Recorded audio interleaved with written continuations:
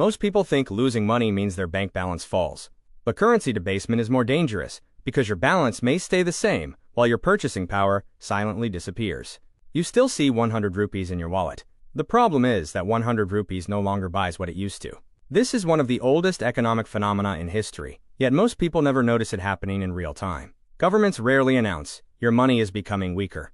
Instead, it shows up slowly through rising prices, shrinking savings power, and a higher cost of living. This video is not just about inflation.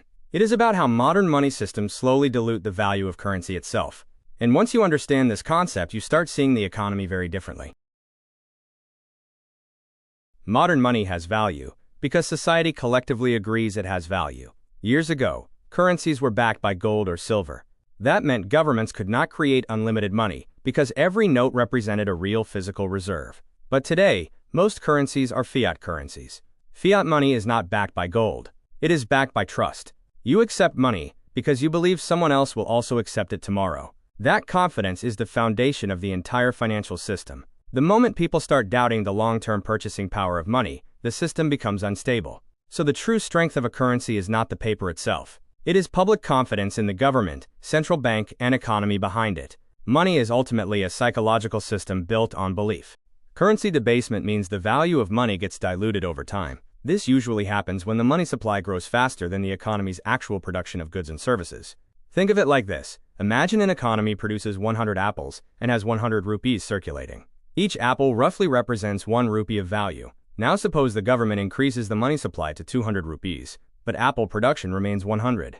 There is now more money chasing the same amount of goods. The result? Prices rise.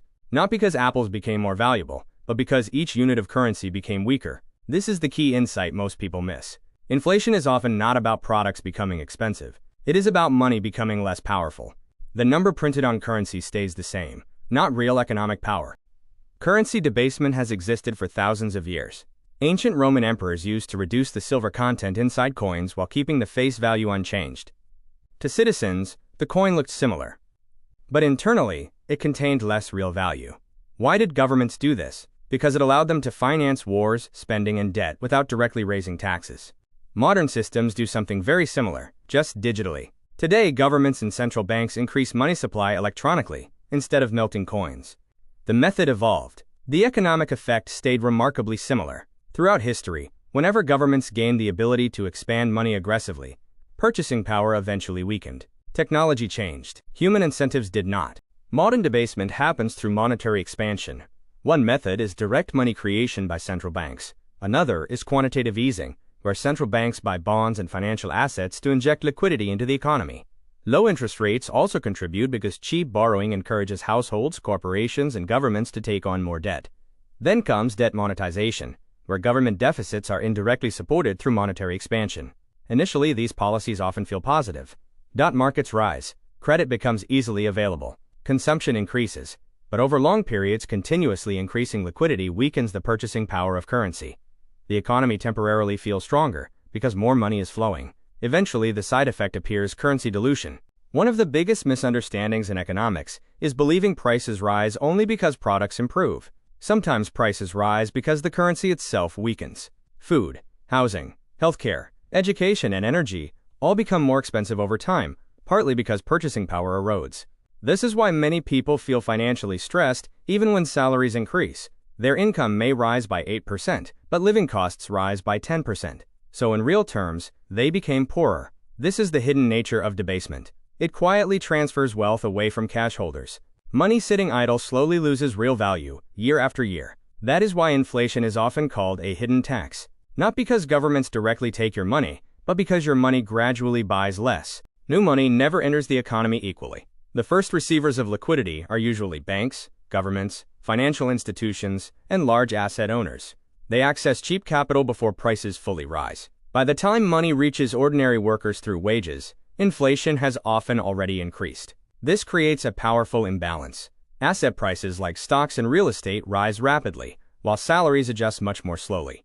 As a result, people who already own assets become wealthier. Meanwhile, wage earners struggle to keep up with rising living costs. This is one reason wealth inequality expands during long periods of monetary expansion. Those closest to the financial system benefit first. Those furthest away feel the inflation later, but suffer it the most. When investors believe currency is weakening, they start moving capital into assets that may preserve value better.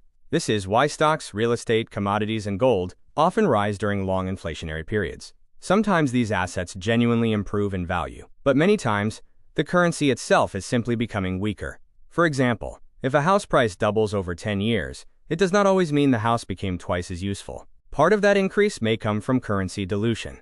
In simple terms, assets are repriced upward because money buys less. This is why people say cash is trash during aggressive inflationary environments. Investors escape weakening currency by owning scarce or productive assets instead. Governments carrying large debt burdens actually benefit from moderate inflation. Why? Because debt is usually fixed in nominal terms. Suppose a government owes 100 trillion rupees. If inflation rises significantly over time, the real burden of repaying that debt falls. Future repayments happen using weaker currency. This makes debt easier to manage politically. That is why highly indebted economies often tolerate moderate inflation instead of aggressively eliminating it. Debasement becomes an indirect debt management tool. Governments may never openly admit this strategy, but economically, inflation reduces the real value of liabilities. This creates a dangerous incentive structure, where monetary expansion becomes increasingly attractive. Debasement becomes catastrophic when public confidence completely collapses. At that stage, people stop trusting the currency itself. Citizens begin hoarding gold, foreign currencies, or physical assets. Businesses constantly raise prices because they expect money to lose value rapidly. Savings become meaningless. This is what happened in places like Germany, Zimbabwe, and Venezuela during hyperinflationary crises. In extreme cases, money stops functioning as a reliable store of value. And once trust disappears, rebuilding it becomes incredibly difficult. A currency crisis is not just an economic collapse. It is a collapse of public confidence itself. Today, most major economies operate with enormous debt levels. Governments rely heavily on borrowing to sustain spending and economic growth. To support these systems, central banks inject liquidity and maintain accommodative monetary policies.